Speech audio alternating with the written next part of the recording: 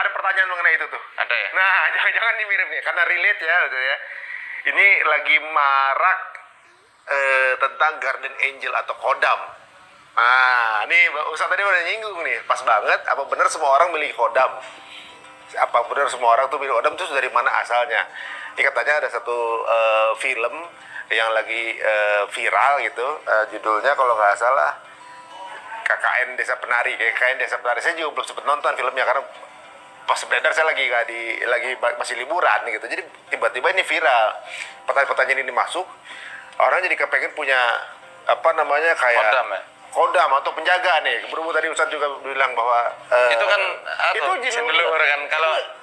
Kalau di filmnya, kalau nggak salah saya belum lihat filmnya. Saya baca novelnya itu, apanya? Bukunya. Ini Twitter apa namanya itu? Tweetnya ya? Tweetnya? Mbah Dok apa siapa namanya itu? Jadi si siluman ularnya tunduk sama Kodam yang lebih tua.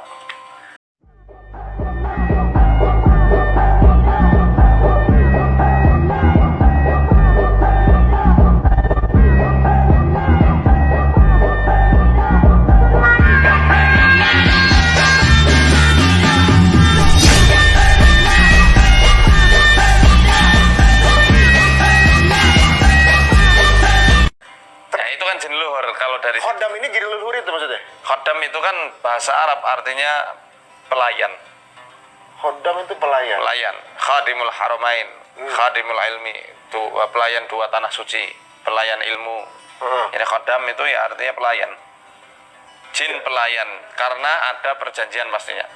Jadi ini jatuhnya seperti jin penjaga gitu. Misalnya kalau di film itu kan seolah-olah kayak dia kayak dijagain ya. Ini ya. Dia kayak punya penjaga gitu. Iya, kayak nggak diganggu. Padahal tadinya mau ngincer dia. Gara-gara dia punya penjaga. Oh, nah ini yang membuat banyak sekali anak muda sekarang kepengen punya jin penjaga gitu.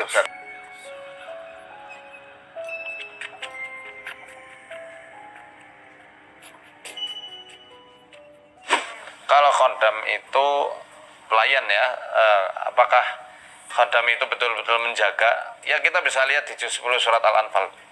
Wa idz zayyana lahumus syaitanu a'malahum wa qala la ghaliba lakumul yawma minan nasi wa inni jarul lakum. Ingatlah tatkala setan menghiasi amalan mereka. Ini ketika perang Badar. Kodamnya bukan jin ecek-ecek, Mbah Dok dan lain-lain. Iblis langsung bosnya para setan. Langsung, aku adalah pelindung kalian dan di hari ini tidak ada manusia yang bisa mengalahkan kalian. Al-Quran mengatakan demikian, mengenang kejadian waktu itu. Iblis yang jadi khodamnya orang-orang musyrik Makkah saat itu. Falamma tara'atil fi'atani nakasu ala aqibai. Ketika dua pasukan ini saling bertemu, si khodam iblis ini berpaling ke arah belakang. Ya. Kemudian ini bari'um minkum, aku berlepas diri dari kalian, ini aromala tarawna, ini akhafullah. Aku melihat apa yang tidak kalian lihat, aku takut sama Allah. Wallahu syadidul iqab. Allah sangat keras siksaannya. Jadi sifat dari khodam, wong iblisnya ya, yang sebagai bosnya aja dia itu sifatnya pengecut, apalagi yang bawah-bawahnya. Sebenarnya dia itu pengecut. Sebenarnya dia pengecut dan takut. Karena yang dilihat oleh iblis adalah bantuan dari langit ketiga, malaikat-malaikat yang membawa tanda-tanda dari langit. Dijelaskan dalam surat Ali Imran ya. Pertama 3.000 malaikat yang turun, kemudian 5.000 malaikat yang membawa panji-panji atau tanda-tanda dari langit. Di situ Jibril langsung yang mengomandoi jenderalnya para malaikat ini. Mengomandoi panglima-panglima malaikat yang lainnya. Pemimpin-pemimpin malaikat yang lain. Sehingga dalam hadis dikatakan ketika ada kaum Ansor yang menghadang kaum musyrikin ini mau duel, tiba-tiba dia mendengar suara cambukan dari atas kepalanya, dari atasnya. Kemudian ada suara faris, suara kesatria yang mengatakan Aqdim Haizum, majulah wahai Haizum, majulah wahai Haizum. Haizum ini ternyata nama kuda perangnya Jibril. Namanya Haizum. Ketika dia mau menebas, ya, mau duel sama orang musyrik itu, tiba-tiba dia ngelihat orang musyriknya sudah jatuh dalam keadaan wajah yang terbelah kayak kena cambukan yang sangat keras dan menghijau semua tubuhnya. Dan orang musyrik saat itu ngelihat, oh horor banget ini, sakti orang muslim. Ada lagi yang mau nebas, belum sempat nebas kepalanya sudah langsung jatuh ditebas sama malaikat. Jadi iblis takut. Yang dilihat iblis ini adalah pasukan-pasukan malaikat dari langit ketiga. Dalam riwayat Imam Muslim dikatakan ini dari bantuan dari langit ketiga. 5.000 pasukan malaikat, yang sebelumnya sudah ada 3.000 tambah 5.000. Jadi 8.000 pasukan malaikat membantu kaum muslimin yang hanya 313 kala itu. Jadi sifat khodam jin, setan, itu sifatnya pengecut sebenarnya. Kalau mau penjagaan yang sangat kuat, mintalah langsung sama Allah. Itu penjagaan yang nggak akan pernah bisa ditembus oleh apapun. Dengan apa? Dengan ketaatan, dengan Al-Quran yang kita baca, dengan sodakoh, dengan istighfar, dan isti'adah, minta perlindungan sama Allah setiap waktu. Itu penjagaan yang sesungguhnya daripada khodam-khodam kayak gitu. Kenapa ada kecenderungan ke sana ya Ustaz? Ibaratnya kan mudah sebenarnya. Justru minta sama Allah kan lebih mudah gitu. Ya. Langsung yang dilakukan juga nggak aneh-aneh gitu. Tapi orang tertarik hal yang unik-unik gitu yang Karena belum tahu. Sekali lagi karena belum tahu ilmu. Kalau mereka paham tentang keindahan Islam dan keutamaan Al-Quran yang kita baca. Ini Al-Quran bukan hanya sekedar mushaf. Bukan buku. Ini alat untuk kita baca. Al-Quran sesungguhnya adalah kalamullah. Sifatnya Allah langsung, bukan makhluk. Al-Quran yang kita baca itu adalah sebuah mukjizat yang terjaga sampai akhir zaman. Sama seperti mukjizat Nabi Musa. Punya tongkat, tongkatnya sekarang kemana? Nggak terjaga.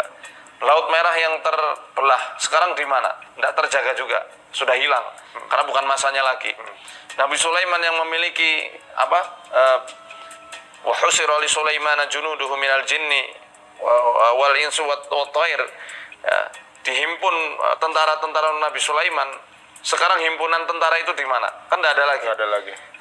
Angin yang bisa dikomando juga nggak ada lagi. Tapi Quran Allah jaga sampai akhir zaman. Jadi ini mukjizat, bukan hanya sekedar buku Nggak baca. bergeser satu huruf pun ya. Betul.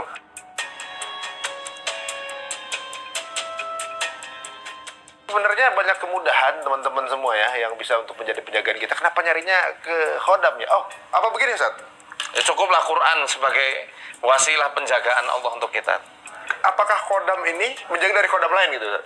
Gimana? Misalnya gini, orang pakai khodam, mau nyerang orang ini pakai khodam, jadi nggak bisa gitu. Jadi sesama kemusyrikan gitu, bisa saling menjaga apa gimana? Karena mereka kong kali kong. Tapi selain itu, khodam ini kalau ketemu khodam yang lebih besar, takut yang ini. Tapi ini ketemu yang lebih besar lagi, dia takut. Jadi tidak ada habisnya, karena di atas langit pasti ada langit. Justru yang paling besar lagi kalau kita minta sama Allah sebenarnya. Jelas, nggak ada yang lebih besar dari Allah. Allah adalah pelindung dari segala pelindung. Maka ngapain nyari pelindung ke khodam? Ada guardian angel. Itu kan malaikat penjaga. Hafazat kalau dalam Islam kan, malaikat-malaikat penjaga. Ya ada memang. Tapi kan malaikat itu nggak bisa kita ajak interaksi. Dan nggak bisa juga kita undang. Malaikat itu ya seperti yang Allah firmankan ketika Nabi SAW merasa rindu sama Jibril. Dia berkata, ya Jibril, ma mana'aka alla tazuruna aktsaru mimma tazuruna. Apa yang membuat engkau itu tidak sering-sering mengunjungi kami seperti kunjunganmu sebelumnya? Intinya dalam riwayat tersebut Nabi mengungkapkan rasa rindunya. Aku udah kangen sama engkau ya Jibril. Kenapa kamu nggak kunjung menemuiku? Kata Jibril, aku juga kangen sama engkau ya Muhammad. Tapi aku tidak disuruh sama Allah. Maka aku nggak bisa kemana-mana walaupun aku kangen, kata Jibril. Sampai akhirnya Allah mewahyukan, wa ma natanazzalu illa bi amri rabbik, dan tidaklah kami malaikat turun kepada engkau wahai Muhammad kecuali atas izin dari Tuhanmu. Jadi intinya itu Rasulullah yang memiliki syafaatul uzma, syafaat yang paling besar di hari kiamat aja nggak bisa ngatur-ngatur kedatangan malaikat. Apalagi itu orang-orang biasa yang nggak jelas surganya juga kan. Tapi kayaknya kalau dari pertanyaan ini guardian angel yang dimaksud itu ya khodam itu ya, bukan malaikat yang dimaksud Ustaz kayaknya. Karena ada dianggap sebagian kaum muslimin yang meyakini malaikat bisa dijadiin khodam. Oh begitu? Iya. Nah Malaikat itu yang bukan tunduk sama Allah aja. Lah yang ngobatin itu yang katanya bisa manggil malaikat sama roh Rasulullah, bagaimana? Kan pernah viral itu, saya kritik juga itu. Oh iya. Karena supaya kaum muslimin jangan ada yang terjebak pada pemikiran yang keliru seperti itu. Ya malaikat itu ranahnya Allah lah gitu. Iya, nggak bisa dijadikan khodam. Khodam pelayan. Dia malaikat itu pelayannya Allah, bukan manusia. Jadi kalau nggak salah kan diambil dari filmnya tersebut, ada jin ketemu khodam, kemudian dia Sama-sama jin sebenarnya ini. ya susah sama jin gitu ya. Tapi yang satu hormat dengan yang lain gitu. Makanya orang jadi kepengen punya Khodam. khodam. Padahal punya khodam justru melemahkan akal, jiwa, dan tubuh manusia. Bahkan keturunannya pun nanti ikutan Kena. jadi jin leluhur. Ngeri amat teman-teman. Ya, jadi ngapain gitu ya? Mau cari perlindungan dengan Quran, baca ayat kursi, Oh gitu. baca ayat penutup surat Al-Baqarah, Al-Ikhlas, Al-Falaq, An-Nas, ini kuat banget. Ruqyah banget itu ya.